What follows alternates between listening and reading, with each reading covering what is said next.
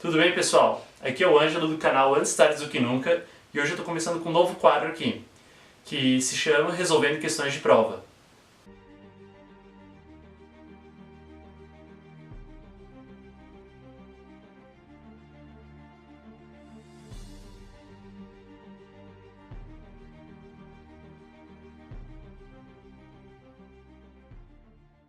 O nome já é meio autoexplicativo, né? Resolvendo questões de prova. Eu vou estar aqui então trazendo algumas questões de avaliações para a gente destrinchar elas, para a gente resolver elas, né? Ver onde aparecem as principais pegadinhas, o que o pessoal tem que tomar mais cuidado na hora da escrita, na hora de escolher alguma alternativa. E eu vou começar resolvendo as questões de história então do vestibular da UFSC do ano de 2018, do ano passado. Vou apontar algumas modificações que também teve nesse vestibular em relação aos outros, mais pra frente no vídeo. Além do vestibular, né, a gente vai ter outros episódios nesse quadro, em que eu vou resolver questões de Enem, questões até de avaliações comuns que eu aplico em sala de aula, que eu vejo colegas aplicando. E se você quiser mandar questões de prova para que eu resolva uma prova que você não entendeu muito bem, pode mandar aqui no e-mail que está na descrição, beleza? Então, pessoal, sobre o vestibular da UFSC, esse que a gente vai resolver aqui, de 2018, teve uma modificação nessa prova, né, em relação dos anos anteriores, que foi justamente na parte de ciências humanas. Como que era feito, então, o vestibular da UFSC até então, 2018, até antes de 2018? Tinha a prova de História, Geografia, e era isso, né? Depois a gente tinha as disciplinas de línguas, Biologia, Física, Matemática, Química, etc., e daí ficava História e Geografia separados. Cada história com 10 questões, Geografia com 10 questões. Muito bem, em 2018 o que mudou? Agora não tem mais prova de História, não tem mais prova de Geografia, é prova de Ciências Humanas, certo? E Ciências Humanas foram incluídas mais duas disciplinas aí, que é Sociologia e Filosofia. No fim, ficaram 7 questões de História, 7 questões de Geografia, soma aí 7 mais 7 dá 14, 2 questões de Sociologia, 2 questões de Filosofia e mais 2 questões interdisciplinares, relacionando todas essas disciplinas. Eu particularmente acho que ficou um tipo de avaliação mais interessante. Eu acho que avalia melhor a apropriação, né, do estudante, do vestibulando sobre esses conteúdos, sobre os domínios, porque no fim das contas nós que dividimos esses conhecimentos em caixinhas, né, mas o saber ele é transdisciplinar, ele não fica só em uma disciplina, ele está sempre transitando por aí. Então acho que ficou uma prova mais interessante, vai exigir mais da compreensão de ciências humanas do que aquele estudante que só fica decorando as coisas. Beleza, pessoal. Outra particularidade em relação à prova da UFSC, então o vestibular, né? As questões elas são de somatória. O resultado final que o candidato ele vai ter que apresentar ali no cartão resposta, né? Não é uma alternativa A, B, C, D ou E, que nem em outras provas, outros vestibulares aí, né? Mas é uma somatória, é a soma, então, de alternativas que vão aparecer naquela questão. Cada alternativa tem um valor, geralmente é 01, 02, 04, 08, 16, 32 e 64. E daí, pessoal, sempre tem mais de uma questão certa, mais de uma alternativa correta, na verdade. Por exemplo, você vai entrar numa questão, depois a gente vai resolver umas aqui, vocês vão entender melhor, que é uma questão sobre Segunda Guerra. E você vai ver que tem 2 ou 3 alternativas ali que elas parecem corretas. Não se assuste, é isso mesmo. Daí o resultado final vão ser a soma dos valores daquelas alternativas que você considera correta. E sobre isso a gente depois eu tenho uma dica importante, né, para não sair marcando qualquer uma aí. Então um exemplo aqui, pessoal. Se as alternativas você leu ali a questão, né, e concluiu que a equivalia 0,2 e a equivalia 0,8 eram as que pareciam corretas, mais nenhuma, você vai somar então esses valores, 0,2 com 0,8, e vai dar 10, mesmo para o pessoal aqui de humanas é tranquilo. E essa daí vai ser o resultado final, essa é a sua resposta final. Lá no cartão resposta, você quando chegar na tal questão, digamos que é questão 1, né, só um exemplo, de novo, quando chegar na hora do cartão resposta, você vai marcar 1 e marcar o 0, daí, que é para dizer que o valor é 10, beleza? O valor 10 é a soma então das alternativas que você considerou correta. Por favor, treinem isso, façam simulado, não errem, tá? É uma prova diferente do Enem, diferente da prova da UDESC. Então tem que prestar bastante atenção nisso. Eu mesmo, quando faço concurso, eu costumo passar de bobeira, um gabarito errado, e tem que cuidar. Outra particularidade dessa prova, pessoal, uma coisa muito importante. Lembra que eu tinha falado antes de marcar só as alternativas que você considerasse verdadeiras e mais nenhuma? Isso é importante por quê? Porque se a soma der errado, né, aquelas alternativas que você marcou e na verdade elas eram falsas, elas não eram verdadeiras em relação ao enunciado da questão, elas vão anular uma certa que você tinha marcado antes, certo? Então quando você marca uma errada não fica ok, ela cancela uma certa que você tinha acertado antes. E isso daí é muito ruim. É muito ruim para sua pontuação. Isso pode diminuir bastante ela. Então só marquem que tiverem certeza nesse vestibular da UFSC. Beleza? Você acha, sei lá, ficou uma só alternativa, duas parecem certas? Beleza. Se são certeiras, marquem isso. Beleza, pessoal? Outra dica. E daí não é sobre a prova da UFSC em si, mas é sobre a prova de Ciências Humanas de uma maneira em geral. Cuidado com questões generalizantes, certo? Como assim questões generalizantes, né? Onde a proposição, a alternativa, ela está generalizando muito o assunto. Principalmente em história. Cara, a gente considera que a pré-história ela acabou ali mais ou menos 4.000 anos antes de Cristo, né? Tem muito conteúdo, tem muito maluco já fez de tudo para se generalizar uma alternativa, né? Vamos dar um exemplo para isso ficar mais claro na cabeça de vocês, para vocês visualizarem melhor. Durante todo o período colonial, os portugueses sempre mantiveram o controle absoluto do território brasileiro. Vamos pegar a frase. Durante todo o período colonial, os portugueses mantiveram controle absoluto, ou seja, ninguém mais invadiu o Brasil nesse período, né? Os portugueses nunca tiveram que se preocupar com perda de território durante o período colonial. Essa é uma frase que eu elaborei e que tem sim, ela tá falsa, né? É equivocada, mas serve para vocês entenderem isso. O período colonial é o maior período da história do Brasil. Ele vai de 1500, 1530 até 1808, 1822, quando efetivamente tem a nossa independência. Então é um período muito grande para os portugueses sempre terem mantido o controle sobre esse território.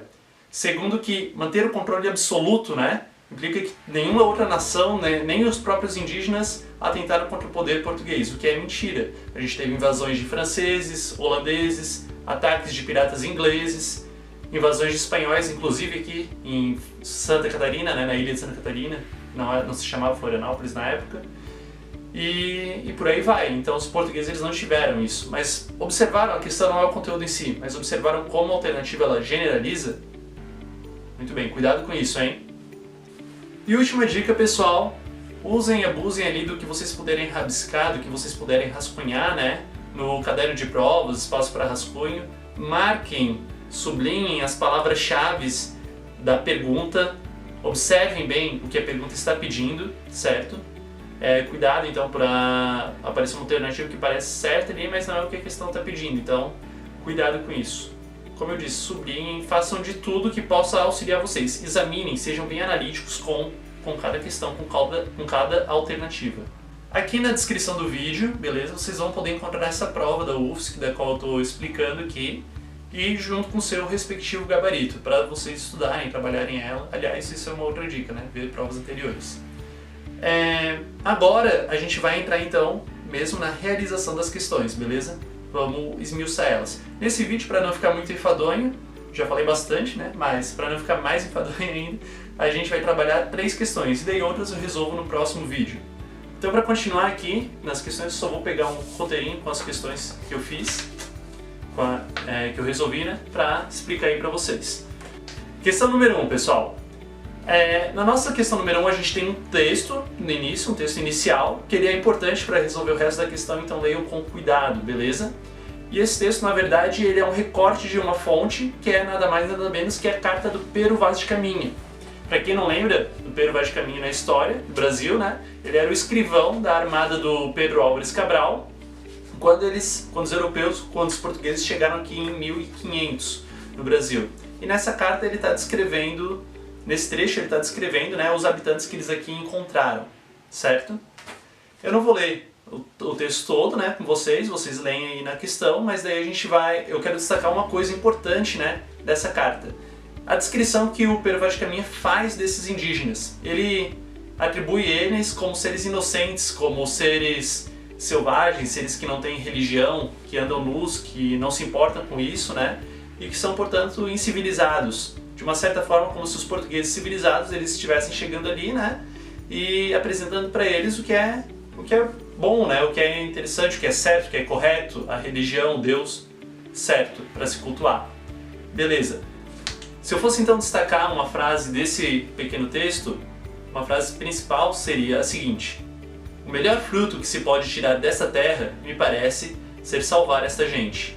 E essa deve ser a principal semente que Vossa Alteza, Dom Manuel, deve lançar nessa terra. Vamos então para o que a questão pede.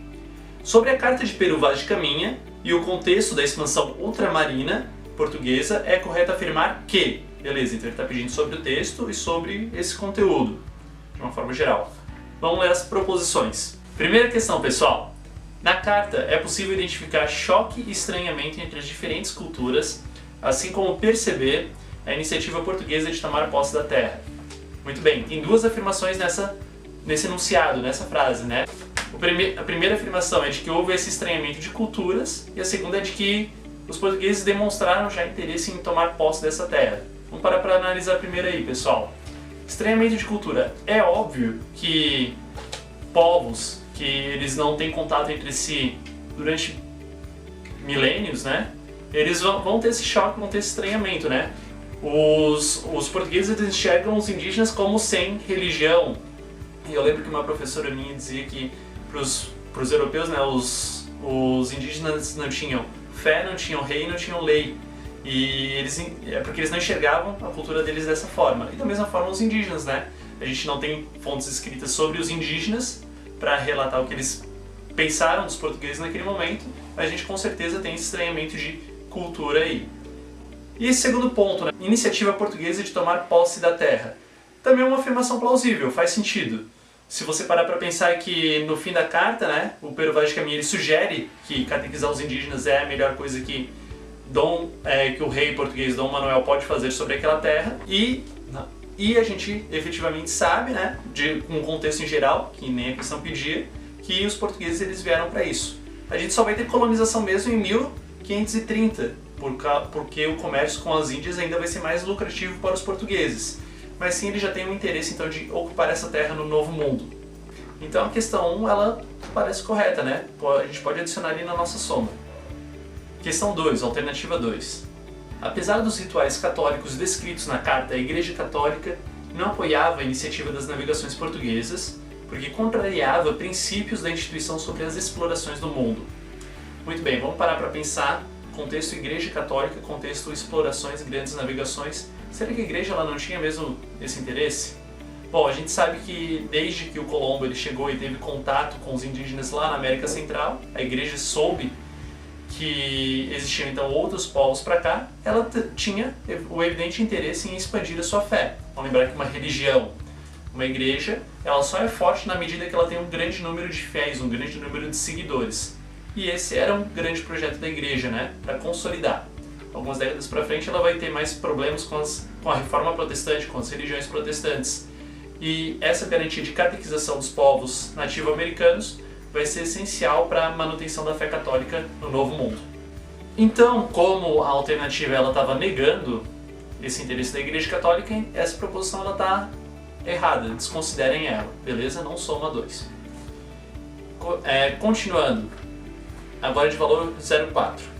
No relato do autor, há referências aos habitantes como seres que, na sua visão, seriam selvagens. Veja bem, na visão, a proposta está dizendo o seguinte, né, que o Pero Vaz de Caminha está olhando aqueles povos com estranhamento e que para eles seriam selvagens. A palavra selvagem ela não aparece em nenhuma parte do texto, mas quando você lê o texto e você enxerga esse estranhamento do escrivão, você percebe que ele trata ele como se fosse um outro, um diferente, não como um ser humano como ele, né? Alguém que não tem a fé. E vamos lembrar que a religião católica ali no fim da Idade Média, período da Idade Moderna, ela ainda é muito importante para o critério de civilização. pela descrição, então o Pero Vaz de Caminha vai tratar ele como selvagens, como pessoas que não cobrem suas vergonhas, que ainda não foram afetadas talvez pelo pecado, certo? E ele faz esse chamado então para o Dom Manuel vir catequizar eles, trazer a civilização. Então essa alternativa ela está correta. Muito bem, né? Vamos para a próxima proposição, a 08. A mais conhecida das cartas relacionadas à expedição de Pedro Álvares Cabral é de Pero Vaz de Caminha, que relata a estada da tripulação durante o tempo que esteve aportada nas terras encontradas. Uma alternativa simples, né? Não tem pegadinhas, pode até ler, achar, porra, tranquilo, mas é isso mesmo. O Pero Vaz de Caminha, esse documento escrito que ele fez, esses relatórios, né? Eles são as cartas mais importantes desse período. Por que esse trabalho ele é importante não só historicamente para a gente que olha hoje para saber daquele período? Ele é importante para a época também.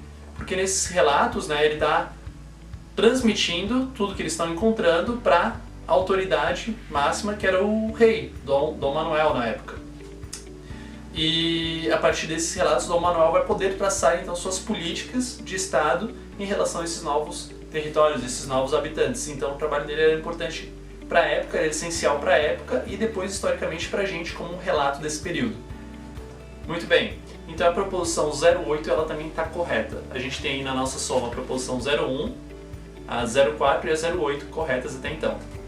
Vamos para 16.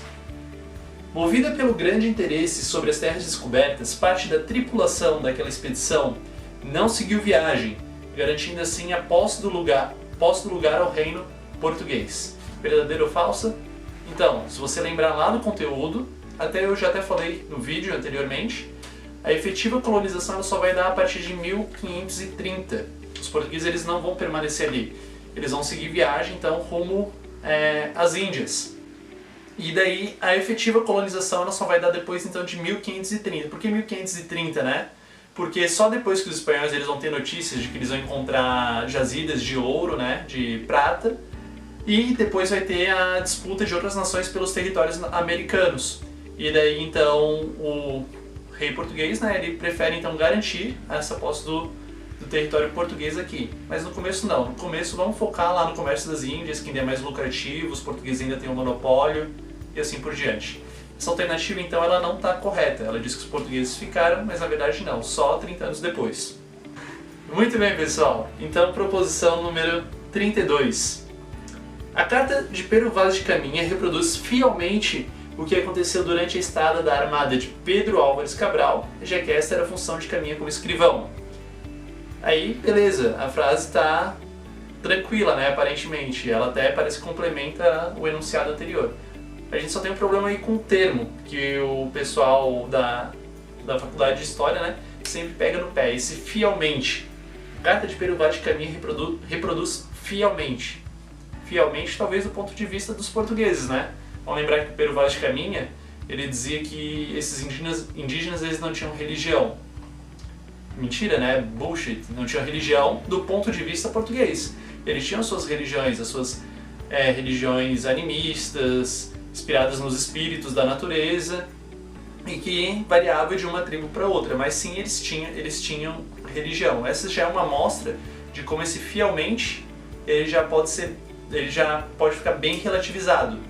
No mínimo, se você ao ler essa informação, se estivesse fazendo a prova, né, não deveria arriscar assinalar ela. Ela está equivocada, ela não consta no gabarito, porque realmente tem esse problema do reproduz fielmente. Beleza? Então a gente desconsidera ela. Proposição 64. Fica evidente, pela descrição do autor, o respeito da coroa portuguesa em relação às crenças e aos costumes dos habitantes da terra. Voltando aqui, respeito às crenças. Então, se o Pero Vaz de Caminha, na carta dele, já está dizendo que a melhor coisa que o rei português pode fazer é mostrar a verdadeira religião, catequizar aquele povo, então acho que não tem muito respeito às crenças. Aliás, eles nem reconhecem elas. Então, a gente pode tranquilamente desconsiderar essa daí. Muito bem, pessoal. Agora, encerramento da questão, conclusão, né? Você que é mais de humanas, que está fazendo história aí porque não quer ver matemática na frente, cuidado com essa hora. Vamos somar os números aí, porque isso pelo menos vocês têm que saber. Vamos lá então, as alternativas que estavam corretas, né? Número 1, a 2 não estava, a 04 e a 08. 1 mais 4, 5, mais 8, 13. Então, a nossa resposta final no gabarito vai ser 13, beleza? Isso aí. Muito bem, questão 2, vou ler o enunciado com vocês então. O aparecimento da escrita foi tão importante que, durante muito tempo, foi considerado o marco inicial da história. Foi a terceira forma de comunicação elaborada pelo ser humano e provocou grande revolução nos seus costumes. Diferentemente da fala e das pinturas rupestres, a escrita permitiu ao ser humano a comunicação de longo alcance geográfico, a fixação de leis, de regras, de penalidades que viabilizaram a formação de estruturas sociais e políticas estáveis. Esse é um trecho então do texto do Ronaldo Weifas, de um livro aqui de ensino médio. Beleza? Esse é o enunciado da nossa questão. O que a questão pede? Sobre a escrita e a comunicação ao longo da história, é correto afirmar que, sobre a escrita e sobre a comunicação ao longo da história, é correto afirmar que. Vamos para as alternativas. Proposição 1. Na região da Mesopotâmia, existia uma escrita chamada de cuneiforme, que serviu inclusive para o registro do Código de Hammurabi, conhecido como o primeiro código de leis escritas. Então, está absolutamente certo, pessoal, em todos os sentidos. Foram os mesopotâmicos, na verdade, o primeiro povo ali, né, que habitou a Mesopotâmia, que foram os sumérios, e que eles utilizavam essa escrita porque ela se chama cuneiforme, né, pessoal? Porque se utilizava cunhas para escrever na argila, na pedra, né? E então se fazia aquela linguagem escrita, aqueles sinais que significavam ideias, palavras, né? E então que as pessoas elas poderiam usar. Primeiro foi utilizada para relações comerciais, para estabelecer relações comerciais entre as pessoas, e depois com o Código de Hammurabi para estabelecer quais eram as normas daquela sociedade. O Código de Hammurabi, que leva esse nome por causa do rei babilônico Hammurabi. Muito bem, vamos para a proposição 2. Lembrando que a primeira então ela está correta.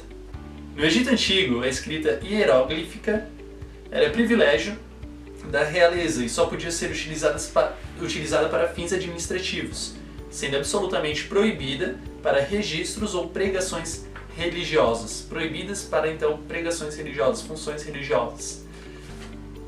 Começando, pessoal, vamos lá para a etimologia da palavra hieróglifo. E a primeira parte, né, o hier, ali ele significa sagrado, né?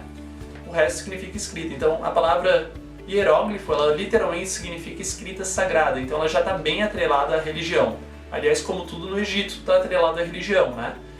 As cheias e as baixas do Nilo, eles achavam que eram tarefa do faraó, que o faraó tinha esse poder. O faraó, que era considerado um deus na terra, interferia então nos elementos da natureza.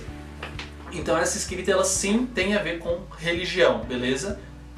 Cancelando então a nossa alternativa. Ela está equivocada. Vamos então para a próxima proposição, pessoal. 04. O avanço dos conhecimentos na Europa a partir do século XV ganhou grande impulso com a contribuição de Johannes Gutenberg, que ao desenvolver a impressão com tipos móveis, renovou radicalmente a tipografia e o alcance das produções escritas. Beleza, pessoal? Esse nome é fácil, lembrem, esse cara ele revolucionou então aí a Europa com uma nova tecnologia da tipografia. O que era tipografia, né? Durante toda a Idade Média, você talvez lembre dos monges copistas, né? A igreja é quem detinha então o poder das letras, o poder dos livros, né? Apenas os religiosos eram os mais letrados, eram os que sabiam ler. Mesmo reis, como o caso do Carlos Magno aqui, né? Eles demoravam muito para ler ou mesmo morriam sem ler, tinha quem lesse por eles. Os religiosos não, como eles guardavam o conhecimento, eles detinham o monopólio ali dos livros na Idade Média, eles sabiam ler. A partir do momento que o Gutenberg ele então cria essa tipografia que vai facilitar a reprodução de livros, mais pessoas vão poder ler na Europa, o que não significa que todo mundo vai ler agora. A gente ainda vai ter uma grande massa de analfabetos, mas os livros eles vão se dividir. Adivinha qual que é o primeiro livro que o Gutenberg ele vai imprimir na sua tipografia? Justamente a Bíblia, o livro mais importante então daquele período, para aquele continente. Então, tendo isso em mente, né, a alternativa está correta, beleza? A gente pode marcar então a linha 04. Proposição então 08. Os povos ágrafos, como muitas sociedades ameríndias e africanas, devem ser considerados menos desenvolvidos do ponto de vista da comunicação por não possuírem escrita. Muito bem, pessoal. Cuidado com isso aí, porque é muito improvável que numa prova de ciências humanas, né, vai estar certa uma alternativa que menospreze, que diminua uma outra cultura, um outro povo, justamente porque nas ciências humanas a gente já tem essa visão, essa noção de perspectiva étnica, né, e isso pode variar um pouco.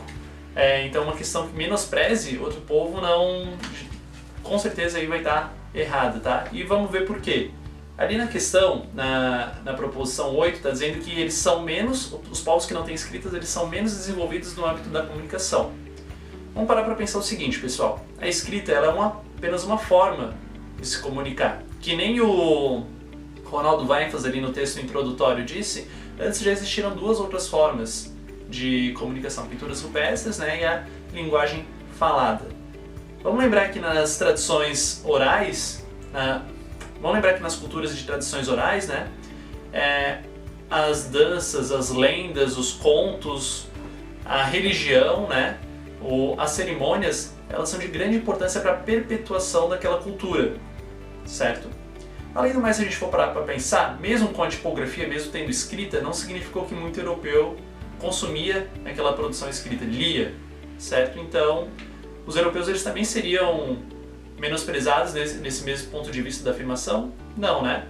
Então, a alternativa ela está errada por isso. Eles não são menos desenvolvidos de maneira nenhuma. Eles apenas se desenvolveram de uma maneira diferente. Proposição 16. Durante o período medieval, o livre acesso à leitura através das diversas bibliotecas espalhadas pelos mosteiros cristãos na Europa garantiu a consolidação do respeito a dogmas e doutrinas da Igreja. Muito bem, então ele está basicamente dizendo que por ter muita escrita, né, ali na Idade Média, então as pessoas elas vão respeitar mais a Igreja, porque as normas ali estão escritas, etc, etc. Muito bem, pessoal, vamos lembrar de duas coisas aí sobre esse assunto. Primeiro, vamos lembrar da grande massa de analfabetos, de pessoas que elas não aprendiam a ler, quanto menos escrever, né? E, portanto, o respeito aos dogmas da Igreja, eles não eram garantidos durante as leituras bíblicas, até mesmo porque as pessoas elas não tinham acesso à leitura da Bíblia, como a gente já falou aqui. Então, os dogmas eles eram respeitados no sermão do padre, né, no dia a dia então da igreja, no contato então com o povo, com o terceiro estado. E outra coisa, quando se desenvolveu a tipografia do Gutenberg, né, e ampliou o número de leitores, ampliou o número de acesso à leitura, inclusive da Bíblia, a gente vai ter um movimento contrário. As pessoas elas não vão respeitar mais a igreja, mas elas vão contestar mais a igreja porque agora elas têm acesso então ao que seria a palavra de Deus e vão poder reinterpretar ela de outra maneira, sua maneira. Vai ser uma das coisas, inclusive, que o Lutero vai defender, a interpretação da Bíblia com base na fé. Então essa alternativa está absolutamente equivocada. Muito bem então, pessoal. Vamos para a proposição 32.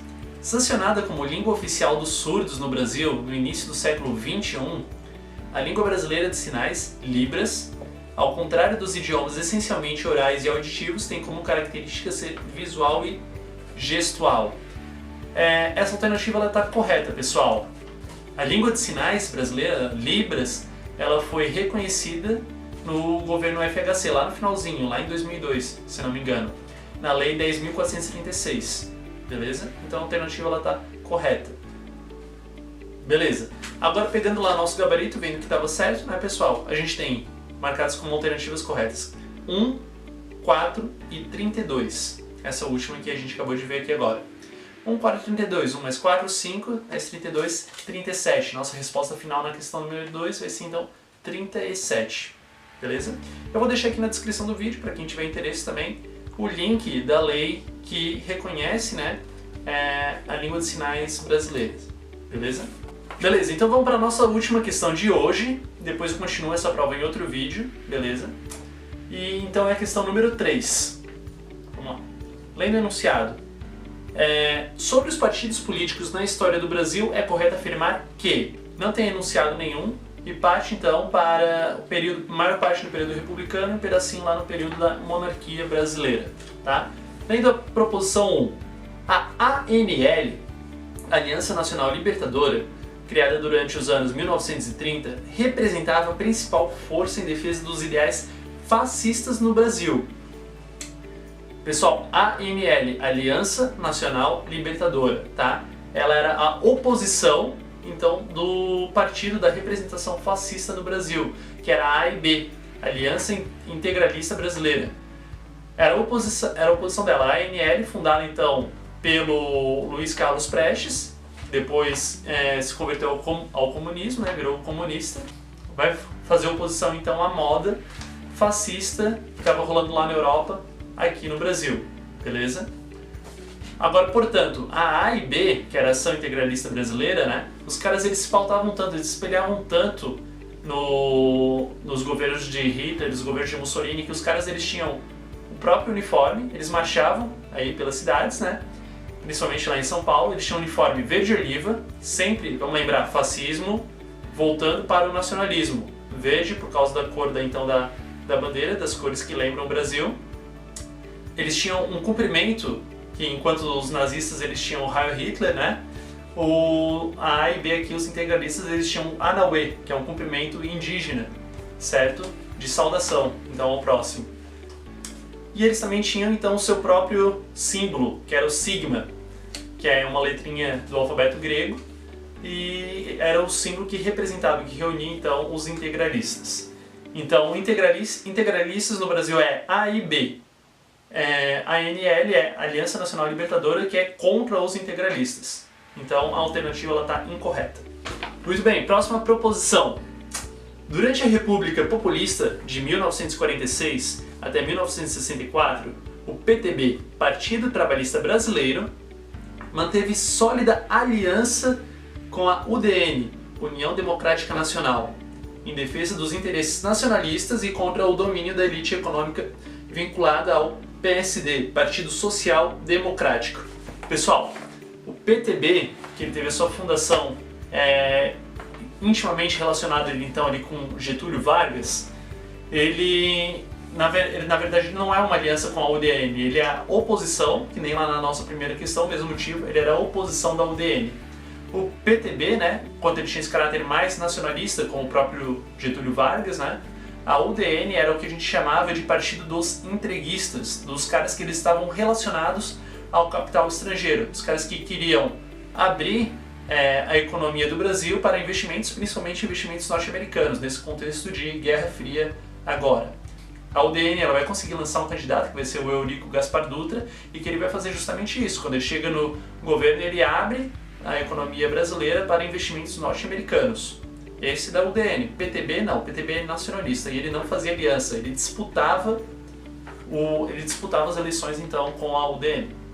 O AI-2, instaurado pelo regime militar em 1965, extinguiu os partidos políticos existentes e decretou o bipartidarismo, com 2 novos partidos: o MDB, Movimento Democrático Brasileiro, partido oficial de apoio ao governo ditatorial, pausa nesse momento, o MDB como apoio ao governo ditatorial, continua, e a Arena, Aliança Renovadora Nacional, que reunia as diversas forças de oposição. Então, pessoal, as siglas aí, elas então, estão mais uma vez investidas em relação à sua atuação. MDB era, na verdade, o partido de oposição consentida da ditadura. O que é isso consentido, né? É que o partido que a ditadura permitia ser oposição. E a Arena é o partido então que representava o interesse dos militares, o governo ditatorial. Tá trocado aí, né? A sugestão ela tá dizendo que o MDB é o do partido ditatorial e a Arena é a oposição dele. Não, tá trocado, questão equivocada. Muito bem, vamos lá para a proposição 08.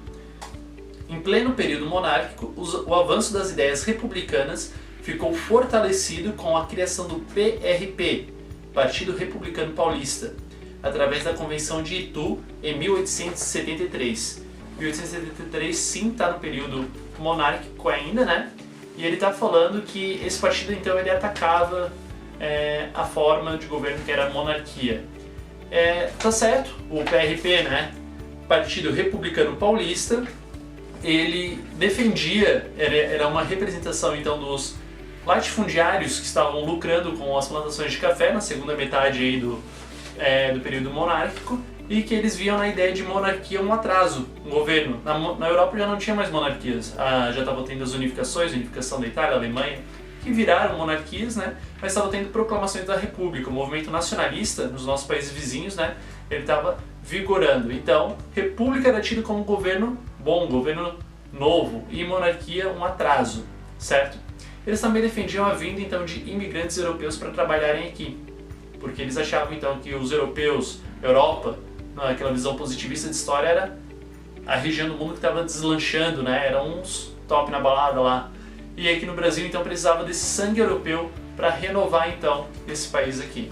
Era esse pensamento, obviamente, racista, mas era o pensamento da época que se tinha, e essa questão ela tá certa, o PRP ele representa esses interesses. Proposição 16, vamos lá. Como resultado da vinculação brasileira ao bloco estadunidense durante a Guerra Fria, volta ao período republicano, Guerra Fria, o governo do general Eurico Gaspar Dutra rompeu relações diplomáticas com a União Soviética e decretou a ilegalidade do PCB, Partido Comunista Brasileiro. Essa alternativa está absolutamente certa, pessoal. Como eu já havia mencionado antes, o Eurico Gaspar Dutra, que era representante da UDN, vamos lembrar, a UDN ela representava os interesses da elite ligada ao capital estrangeiro, queria abrir a economia. Nesse contexto de Guerra Fria, se aliar aos Estados Unidos, não quer nem saber de União Soviética, corta relações diplomáticas com a União Soviética. Uma coisa tão impactante, tão representativa, que não vai acontecer nem na ditadura militar, ou durante o governo militar, que era um governo no contexto da Guerra Fria, de interesse dos Estados Unidos, e não vai romper relações diplomáticas então com a União Soviética, mas o Eurico Gaspar Dutra vai. O que ele quer com isso? Ele quer chamar a atenção dos Estados Unidos, né? E diz, invistam na gente, ó, estamos aliados a vocês, não tem comuna aqui, não tem vermelho aqui. Então é um gesto do Eurico Gaspar Dutra no contexto de Guerra Fria de sinalizar sua aliança ao bloco capitalista. É absolutamente correto. Muito bem, proposição 32, já está no final, galera. No final dos anos 1980, o PMDB, Partido do Movimento Democrático Brasileiro, sim, aquele MDB lá que ganhou pena sigla, sofreu uma importante baixa no seu quadro, quando um grupo de parlamentares de centro-esquerda, liderados por políticos como Mário Covas e Fernando Henrique Cardoso, deixou o partido para formar o PSDB, Partido da Social Democracia Brasileira. Certo, pessoal? Então, esqueçam suas convicções ideológicas aí, você pode estar mais à esquerda, chamar o PSDB, o PMDB aí de direita ao extremo, de fascista, e do outro lado também é a mesma coisa, tá? Mas aqui é pro contexto da época que a gente está falando, contexto da questão. Sim, os políticos que fundaram o PSDB, né? José Serra, o nosso presidente famoso, o Fernando Henrique Cardoso, eles eram antes do MDB, do Movimento Democrático Brasileiro, e quando o José Sarney ele assume a presidência depois da morte do Tancredo Neves, o avô lá do Aécio Neves, né? Essas lideranças eles não concordam, eles não compactuam com essa eleição para presidente. Então eles se separam e fundam esse partido novo, o Partido da Social Democracia Brasileira, que vai ser o PSDB. Vamos lembrar que o José Sarney, né, ele foi o primeiro presidente civil, mas ele era um cara que compactuava então com o governo ditatorial. Então muita gente não gostou muito disso, eles eram muito mais favoráveis ao Tancredo Neves, falecido. Então a resposta dela está verdadeira, essa daí pode assinalar. Muito bem, pessoal, então para fechar a nossa última questão de hoje, uma alternativa sobre o período monárquico. Temendo a imagem negativa do Partido Conservador no país, o imperador Dom Pedro II optou por manter seu gabinete vinculado ao Partido Liberal durante todo o seu governo, de 1840 até 1889. Essa daí é a proposição, né? E ela está absolutamente equivocada. Por quê, pessoal? Porque o Dom Pedro II, né, ele até vai no começo do seu governo, em virtude do golpe da maioridade, favorecer os liberais, vai fazer um ministério com políticos liberais, né? Só que depois das eleições do cacete, depois de todo o rolo de corrupção que vai ter, os conservadores eles vão tomar o poder, eles vão se aliar ao Dom Pedro, e vão lembrar, o Partido Conservador era o que queria centralizar o poder então no Rio de Janeiro. Ele dava mais autoridade para o Dom Pedro, facilitava as coisas para ele. E eles vão ser então os principais aliados durante o período do segundo reinado. E se a gente observar bem, essa é uma questão generalizante, porque ela diz que vai ser aqui, ó, vamos voltar lá, ó. O Partido Liberal optou por manter o gabinete vinculado ao Partido Liberal durante todo o seu governo, durante todo esse governo, Dom Pedro II, o cara que por mais tempo teve no governo do Brasil. Ele vai deixar o tempo todo só aqueles políticos? Não, o tempo todo é muito tempo aí nesse contexto. Então não, os conservadores eles vão estar mais presentes aí que os liberais, e vai ter depois aí também algumas trocas de poder. É isso então, pessoal. Nessa nossa última questão aqui, vamos ver quais foram as alternativas que estavam certas. Foram as alternativas 8, alternativa 16 e 32. Então vamos lá, 8, 16 e 32 fica 56, pessoal. Beleza? Não teve edição nessa parte, tá? 8, 16 e 32 fica 56 no final. Essa é a resposta certa, esse é o nosso gabarito da questão 3. Então é isso, pessoal, o vídeo de hoje fica por aqui. A gente vai ter mais vídeos como esse. Se você gostou, se inscreve aí no canal, deixa o like, beleza? Dá sugestões aí, provas que você tem interesse que eu resolva aí, questões, manda ali que a gente conversa certinho. E para você que for fazer o vestibular da UFSC esse ano, presta atenção lá nas dicas que eu falei no começo. Assinala só o que tem certeza, lê as questões, destaca as palavras-chave, vê se não está generalizante, beleza? Vê palavra aí que muda o sentido da frase, cuidado com as inversões de partidos, de personagens, certo? E é isso, pessoal. Procure entender o conteúdo como um contexto global, tá? Nos vemos na próxima. Tchau, tchau!